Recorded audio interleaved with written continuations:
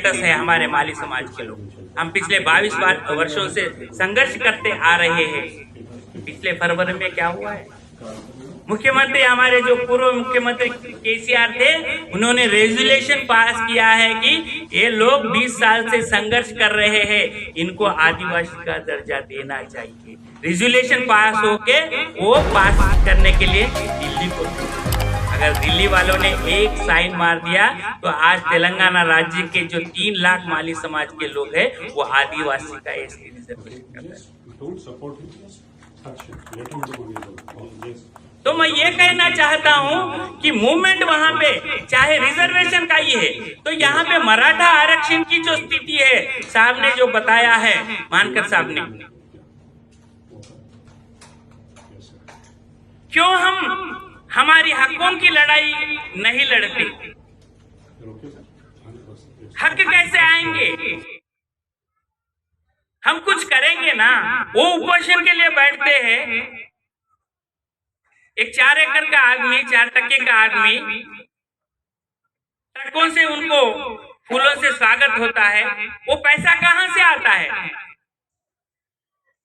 ठीक है, इतना नहीं करेंगे, लेकिन जितना हो सके उतना अपने जितने भी समाज के संगठन है सब हम एकत्रित होके, जैसे महात्मा ज्योतिराव फुले ने कई संगठनों को एकत्रित किया है, नाविकों का संप करके जो शिरोमुंडन था उसको, विधवाओं महिलाओं का जो ओपन केश ओपन था उसको बंद कर दिया था। हम भी ऐसे ही लीड करेंगे अपने अपने गांवों में, अपने अपने शहरों में। जरूर एक ना एक दिन हमें जो चाहिए, हमारा जो हक चाहिए, जो हमारा हक दूसरा छीनना चाहते हैं, किस विषय को लेकर बात हुई है इस पर हमारा ध्यान कम रहता है, और उनकी भाषा शैली कैसी थी उसके ऊपर ज्यादा हम जोर देते हैं।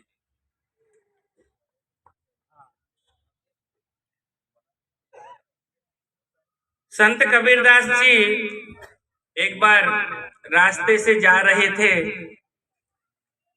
तो एक महिला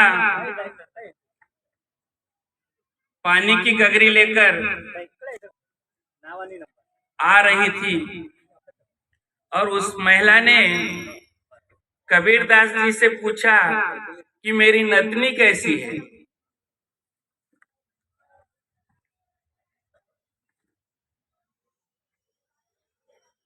तो कबीरदास जी ने कहा, भाई आपकी नतनी तो बहुत सुंदर है, लेकिन आप सिर्फ आपके पति ने जो नतनी दी उसके ही बारे में सोचा, लेकिन जिसने आपको नाक दिया उसके बारे में तो भूल गया है। तो कभी ऐसा ना हो कि हम जिस उद्देश्य से यहाँ पर आए हैं, जिस मकसद से हम यहाँ पर एकत्रित हुए हैं, उसका उद्देश्य कहीं बाजू को जाकर हम जाते जाते यहाँ से कुछ लेकर जाना चाहते। मैं यहाँ देने के लिए नहीं आया हूँ, क्योंकि मैं एक शिक्षक के नाते, एक अखिल भारतीय माड़ी महासंघ तेलंगाना राज्य के प्रदेश अध्यक्ष के नाते मैं हमेशा यही सोचता हूँ कि मैं कुछ सीखूं, ताकि मेरे बच्चों को, मेरे समाज को कुछ सिखा सकूं। इसलिए मैं आप सभी से यही अनुरोध करता हूं कि बहुत सारे मान्यवर यहाँ पर बैठे हैं, उनसे कुछ सीख कर जाए, क्योंकि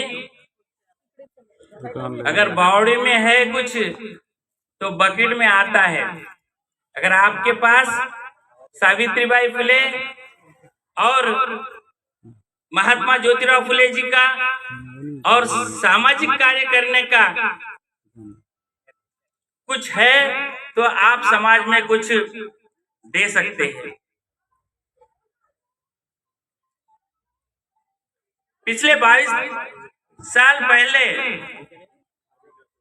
मैं जब पहली बार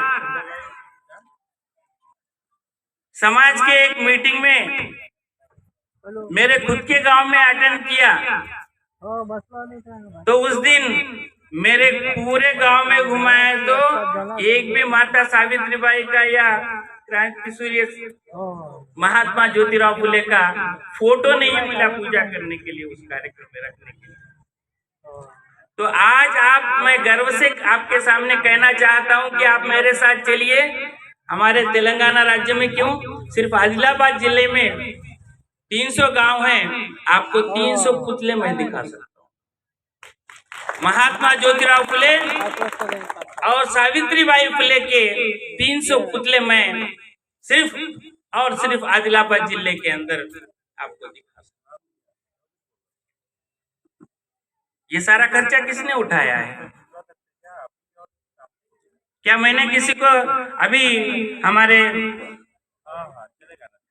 मानकर साहब के जैसा वो माजी आमदार है, मैं उनको बधाई देना चाहता हूं कि उन्होंने आज इस कार्यक्रम के लिए उनकी पत्नी की ओर से 11,000 का ये दिया। मैंने सिर्फ और सिर्फ एक बार मेरे खुद के गांव में मेरे माँ का जब देहांत हुआ था, 13वीं का कार्यक्रम करना था। कुछ बुजुर्गों ने कहा कि आपको आपके खेत में माँ के नाम पे समाधि बनाना है। मैं बोला मेरे खेत में जाने के लिए बाइक भी नहीं जा सकती है, मैं वहां बना के क्या करूं? उसी खर्चे से मैंने मेरे गांव के एंट्रेंस में माता सावित्रीबाई और ज्योतिबा फुले का पुतला माँ के याद में लगा दिया।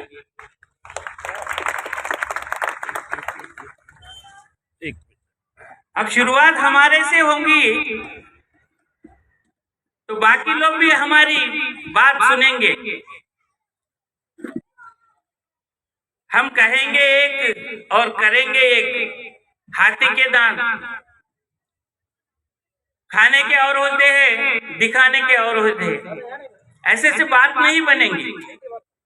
अगर कार्यकर्ता के रूप में अगर हम किसी को संदेश देना चाहते हैं तो हमारे अंदर भी वो कुछ गुण होने चाहिए।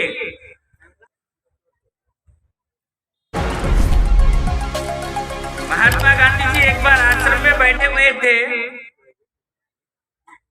उनके पास एक माँ ने छोटे से बच्चे को लेकर आई और कहा, बापूजी ये बच्चा बहुत शरारत करता है और बहुत चॉकलेट खाता है, थोड़ा आप इनको समझाइए, इस चॉकलेट खाने की आदत से मुक्त कर दीजिए।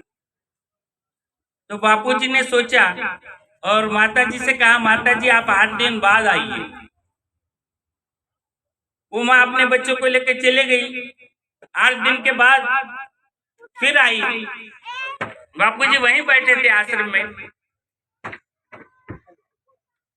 फिर बापूजी ने उस बच्चे को बिठाया, बेटा चॉकलेट खाना अच्छी बात नहीं है, इससे पेट में कीड़े पैदा हो सकते हैं, आपकी सेहत खराब हो सकती है।